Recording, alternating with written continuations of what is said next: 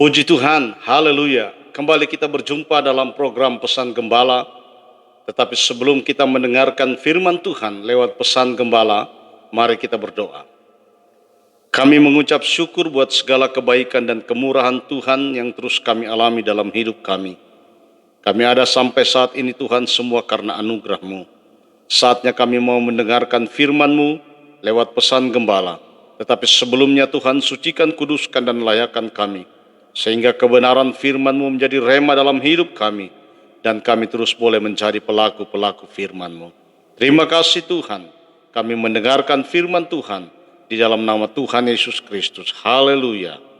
Amin. Saudara yang dikasihi Tuhan dimanapun saudara berada. Pesan Gembala saat ini berjudul Pahit Menjadi Manis.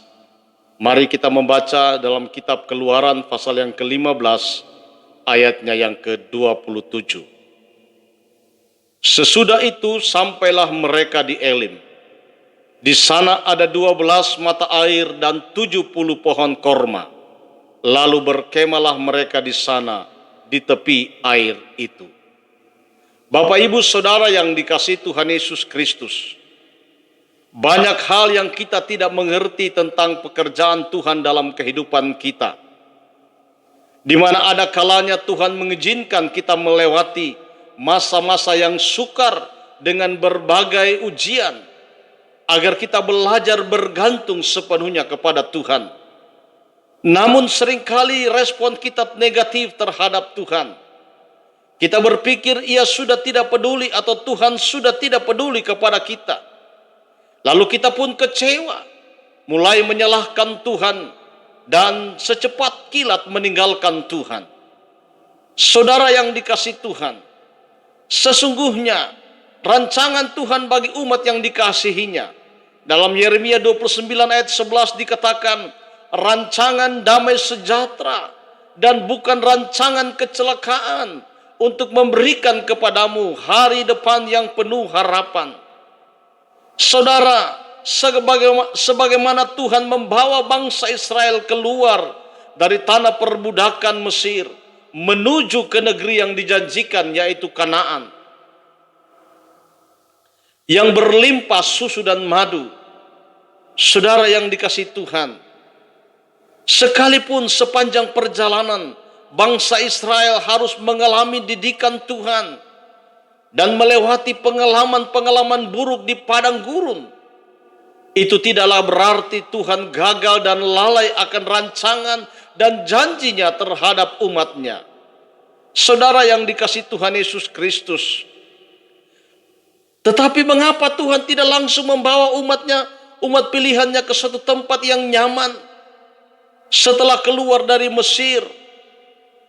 Kenapa Tuhan tidak membawa mereka ke tempat yang baik sebelum mereka melanjutkan perjalanan panjang ke negeri perjanjian?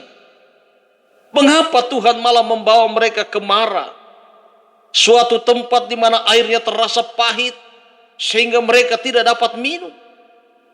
Saudara yang dikasihi Tuhan Yesus Kristus, mungkin saat ini saudara mengalami hal yang sama seperti yang dialami bangsa Israel. Hal-hal yang begitu pahit dan buruk menimpa dalam kehidupan saudara. Saudara mengalami bukanlah tanpa alasan. Tuhan mengizinkan hal-hal yang pahit itu terjadi dan kita rasakan karena ada rencana Tuhan yang indah, yaitu membawa kita masuk ke suatu tempat yang penuh dengan sukacita. Ada berkat di balik masalah yang ada. Ada kemanisan di balik kepahitan yang kita alami. Dan tempat itu adalah Elim. Saudara, ayat 27 dari Keluaran pasal 15 berkata, sesudah itu sampailah mereka di Elim. Di sana ada 12 mata air dan 70 pohon korma. Lalu berkemalah mereka di sana di tepi air itu. Seberat apapun masalah yang kini sedang kita alami, yang saudara alami, tetaplah bertekun dan nantikanlah Tuhan dengan sabar. Tidak terlalu sukar bagi Tuhan untuk mengubah hal yang pahit menjadi manis bagi kita. Saudara yang dikasihi Tuhan, kalaupun saya katakan tadi, kehidupan kita sedang menghadapi masalah, mengalami kesukaran, kepahitan dalam kehidupan ini, jangan takut. Tuhan tidak pernah ingkar janji. Kalaupun dia berjanji bahwa rancangan yang dia janjikan adalah rancangan damai sejahtera, dia menjanjikan masa depan yang penuh harapan, itu pasti terjadi. Itu pasti menjadi kenyataan. Yang penting dalam kehidupan kita, dalam mengiring Tuhan, kita tetap percaya kepada janji Tuhan. Kita tidak bersungut-sungut. Kita tidak menyalahkan Tuhan. Sebab janji Tuhan pasti menjadi kenyataan. Dia tahu kapan harus menjawab doa saudara. Dia tahu kapan harus mengubah kehidupan yang pahit menjadi manis. Untuk itu, tetaplah bersabar. Tetaplah menantikan janji Tuhan. Tetaplah bersungguh-sungguh dalam mengiring Tuhan. Sebab dia mampu mengubah kepahitan menjadi kemanisan. Dia mampu mengubah, tidak terlalu sukar bagi Tuhan, mengubah hal yang pahit menjadi manis bagi saudara dan saya. Diperlukan ketekunan, diperlukan ketaatan, diperlukan kesabaran. Sebab dia Allah yang berjanji adalah Allah yang setia. Tuhan Yesus memberkati kita semua. Diberkatilah yang mendengarkan dan melakukan kebenaran firman Allah. Mari kita berdoa. Segala puji syukur bagimu Tuhan. Kembali kami diajarkan untuk tetap taat, untuk tetap setia, untuk tetap bertekun menantikan jawaban Tuhan. Kami percaya Engkau mampu mengubahkan apa yang pahit dalam kehidupan kami menjadi sesuatu yang manis. Kami percaya janji-Mu pasti digenapi dalam hidup kami. Allah Roh Kudus berikan kami kemampuan untuk kami dapat bertekun, untuk kami dapat tetap sabar, setia menanti jawaban Tuhan. Terima kasih buat kebenaran-Mu saat ini Tuhan. Kami percaya Engkau sudah memberkati.